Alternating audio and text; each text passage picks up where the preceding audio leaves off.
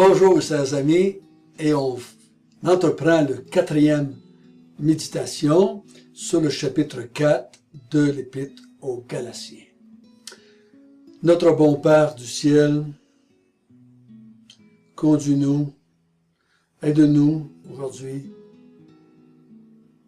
à bien comprendre ce passage que Paul utilise, cette allégorie qui va utiliser pour nous montrer qu'il faut rester attaché à l'évangile reçu par lui, qu'il ne faut pas ajouter la loi ou les œuvres pour être justifiés.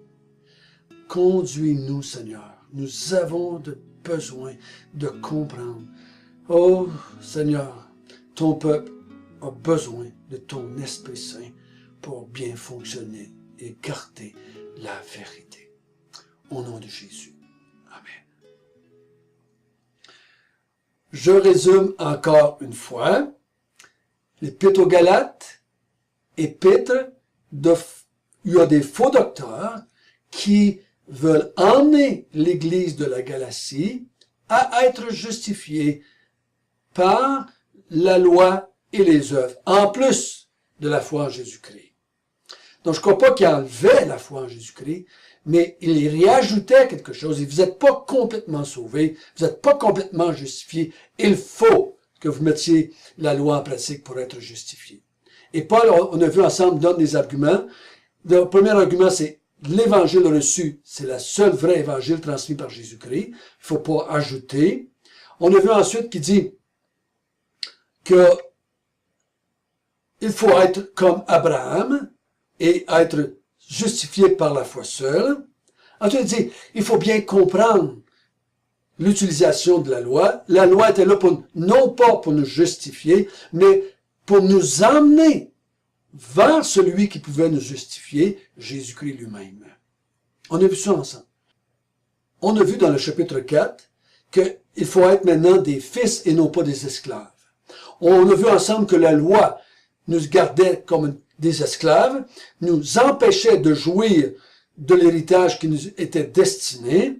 Donc, Dieu a envoyé son Fils nous racheter de la loi, nous racheter de la malédiction de la loi, afin qu'on soit adopté par Dieu. Et étant adopté, on peut dire à Dieu, Abba Père, et avoir droit à l'héritage, et utiliser l'héritage qui est par grâce. Ensuite, on a vu que vous étiez autrefois sans Dieu, idolâtres, mais maintenant, vous êtes avec Dieu, vous êtes enfants de Dieu, vous êtes sous la grâce de Dieu. Ne retournez pas en arrière, ne retournez pas vous remettre sous l'esclavage en absorbant la loi ou la circoncision. Si vous faites cela, j'ai travaillé en vain, Christ vous sert de rien.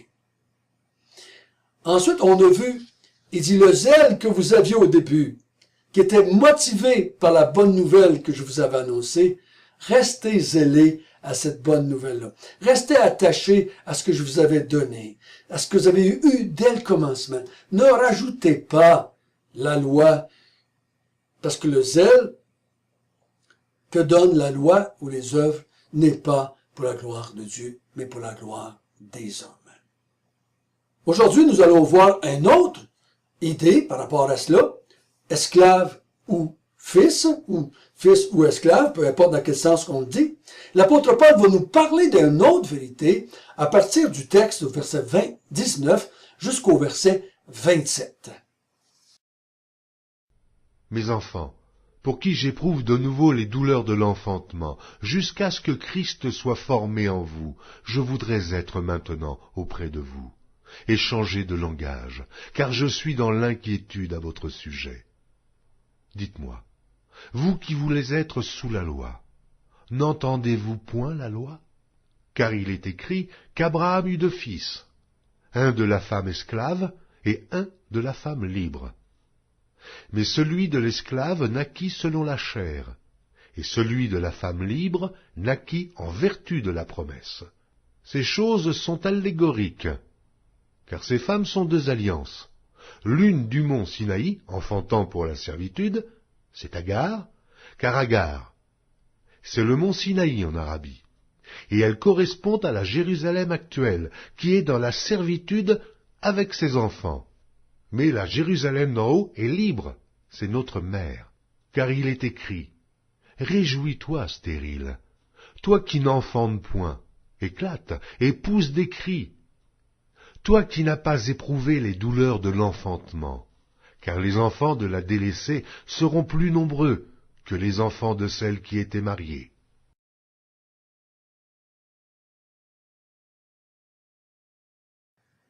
Donc, l'apôtre Paul ici va utiliser, ce qu'il ne fait pas souvent, mais une allégorie pour nous instruire. Peu importe comment vous interprétez tous les détails de cette allégorie, il faut bien se souvenir que le but de notre contexte est le même que les autres arguments. Garder l'Église de la Galatie attachée à la foi seule en Jésus-Christ pour être justifiée. Donc, qu'est-ce qu'il dit? « Mes enfants, pour qui j'éprouve de la douleur et de la tristesse. Oh, comme j'aimerais changer de langage, je suis inquiet pour vous. Votre attitude, ce que vous êtes en train de vivre, les gens que vous écoutez, ça m'inquiète. J'ai peur pour vous. J'ai peur, comme il dit hier, d'avoir travaillé en vain. J'ai peur que Christ ne vous serve de rien. » Pourquoi est-ce que Paul est inquiet? On l'a vu depuis le début. Les églises sont fascinées, sont séduites par des faux docteurs, par des faux frères qui veulent les éloigner de la justification par la foi seule.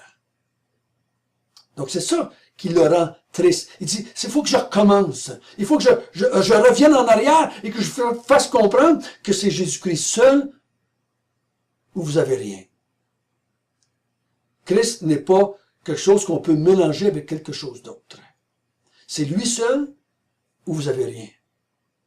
Là, au verset 21, il le répète, et c'est tellement essentiel pour nous autres aussi. Comprenez bien la loi. Est-ce que vous comprenez bien la loi? On avait vu ça aussi, dans le chapitre 3. Comprenez bien la loi. Vous n'avez pas bien compris, vous l'utilisez mal. Il dit, est-ce que vous la comprenez bien, la loi? Et là, il va expliquer, car, il dit, la loi, je vais vous aider à la comprendre en faisant une allégorie. Il dit, quand il est écrit qu'Abraham a eu 2 fils, hein, on sait tout ça. Ceux qui connaissent un peu l'Ancien Testament savent qu'Abraham a eu 2 fils. Ismaël, Isaac. Dans l'histoire qu'on connaît.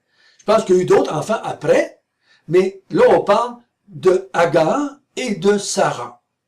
Il dit, il y a eu un premier fils de la femme esclave, qui est Agar, et un de la femme libre, qui est Sarah. Mais celui de l'esclave naquit selon la chair. Quand il parle de la chair, il n'est pas en train de dire qu'Abraham a péché avec Sarah, parce qu'il y a eu un enfant avec. C'est pas de ça qu'il parle. Il dit, il est né dans la chair parce que c'est Sarah qui a pris la décision d'envoyer Agar auprès de son mari Abraham, et Abraham a couché avec Agar pour avoir un enfant. Ça, c'est une décision qui est venue d'eux. C'est leur façon de vouloir faire les choses. C'est leur façon de vouloir accomplir les promesses de Dieu. Dieu leur avait dit qu'il y aurait un enfant, mais ils se voyaient trop vieux, incapables. Donc, ils ont voulu remplir la promesse de Dieu, voulu aider Dieu en prenant des décisions qui viennent de la chair. Mais celui de la femme libre, Isaac, lui, il dit c'est l'enfant de la promesse. Dieu avait promis à Sarah et Abraham qu'il leur donnerait un enfant, même s'il s'était passé l'âge d'avoir des enfants. Sarah était stérile de toute sa vie. Il dit maintenant, en plus, maintenant qu'elle était stérile, elle était rendue à un âge très avancé. Il dit, humainement, c'était impossible qu'il y ait des enfants. Mais, il y en a eu. Un, et ça, c'est l'enfant de la promesse. Donc, on comprend les deux. Hein? On connaît l'histoire. Il dit, ces faits, au verset 24, ces faits ont une valeur allégorique, car ces femmes sont 2 alliances. Donc, 2 femmes, 2 alliances, 2 villes, qu'on va voir. 2 femmes, il dit, l'une, Mont Sinaï, Agar, enfante pour la servitude. Donc, le mont Sinaï, qui représente la loi, amène à la servitude. C'est Agar.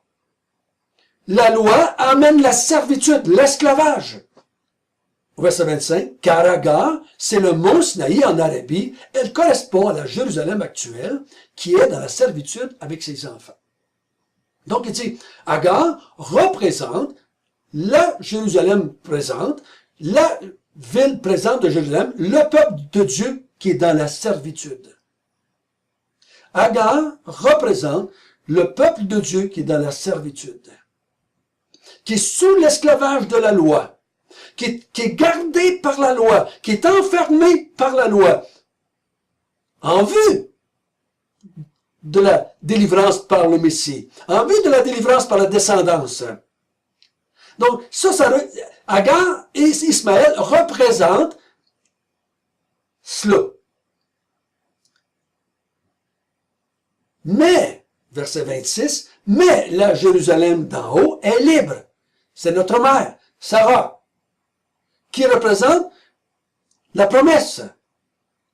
Il dit au verset 27, car il est écrit, réjouis-toi, stérile, toi qui n'enfantes point, éclate et pousse des cris de joie, toi qui n'as pas éprouvé les douleurs de l'enfantement, car les enfants de la délaissée seront plus nombreux que les enfants de celles qui étaient mariées. De quoi il parle? Il dit ceci. Il dit, la femme libre, elle va avoir plus d'enfants, finalement, que la femme de l'achat qui était Agar. Pourtant, Sarah n'a pas eu plus d'enfants qu'Agar. Agar en a eu un, puis elle en a eu d'autres après, puis Sarah en a eu un qu'un. En tout cas, je dis ça, là, Agar en a eu d'autres. Me semble, selon l'histoire, l'histoire nous dit qu'elle en a eu d'autres. Je ne garantirai pas ça, il faudra aller vérifier. Mais Sarah, on sait qu'elle en a eu un qu'un. Mais de quoi parle-t-il ici? Il dit, les descendants d'Agar, qui est représenté par la ville de Jérusalem, qui est sous l'esclavage, il dit, le peuple de Dieu, qui va naître de la promesse, va devenir plus nombreux que le peuple de Dieu physique.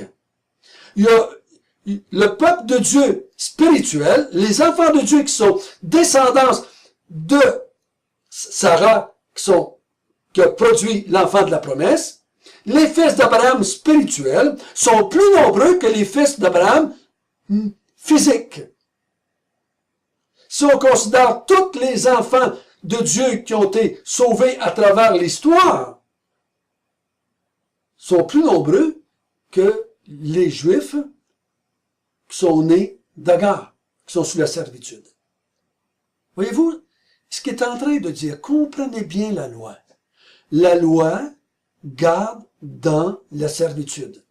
Jérusalem, qui représente le peuple de Dieu à ce moment-là, Jérusalem, c'est quand la Bible parle de Jérusalem, elle ne parle pas de rue, elle ne parle pas de pierre, elle ne parle pas de temple, elle parle de peuple.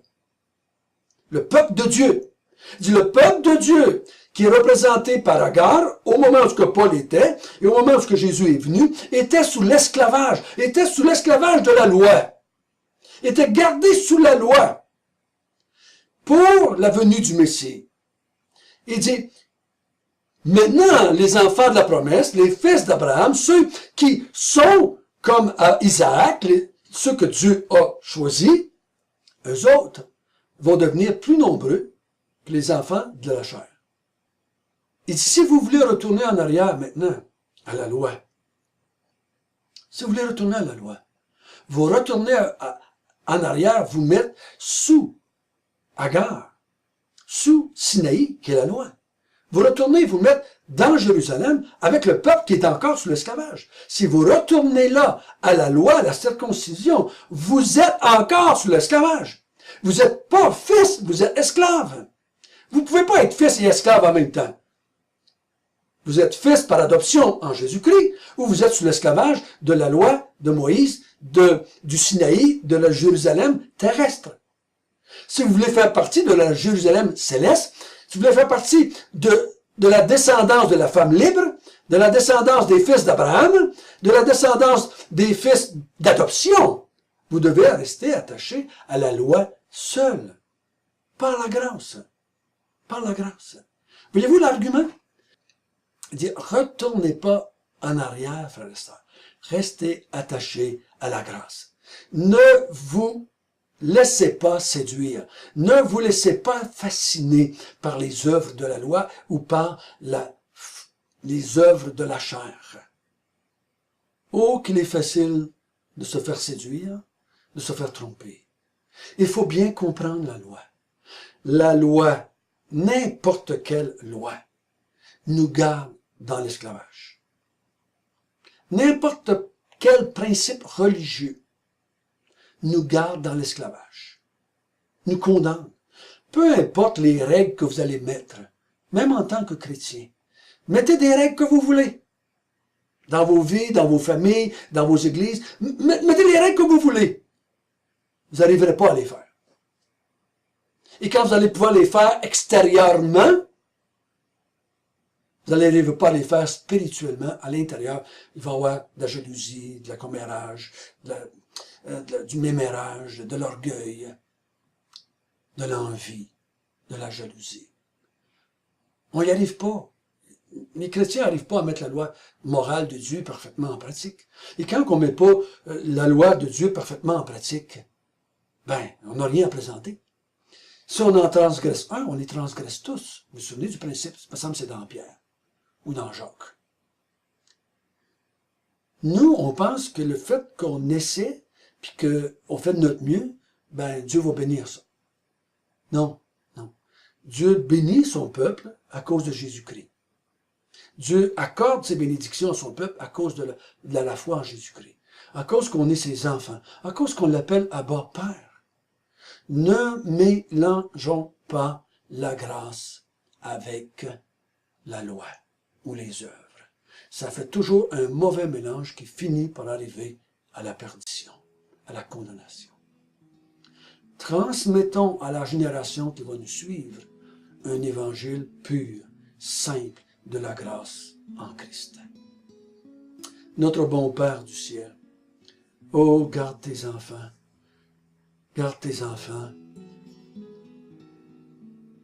sous ou dans la Jérusalem céleste, spirituelle. Nous sommes des enfants de la promesse. Nous sommes bénis en Abraham, en Jésus-Christ. Nous sommes des enfants qui appellent Dieu leur Père par la grâce. La loi condamne.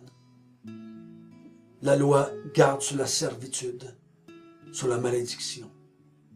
Mais la grâce, elle va libérer. Elle va amener un zèle bouillant pour la gloire de Dieu. Ô Seigneur, garde-nous dans la foi seule en Jésus. Amen.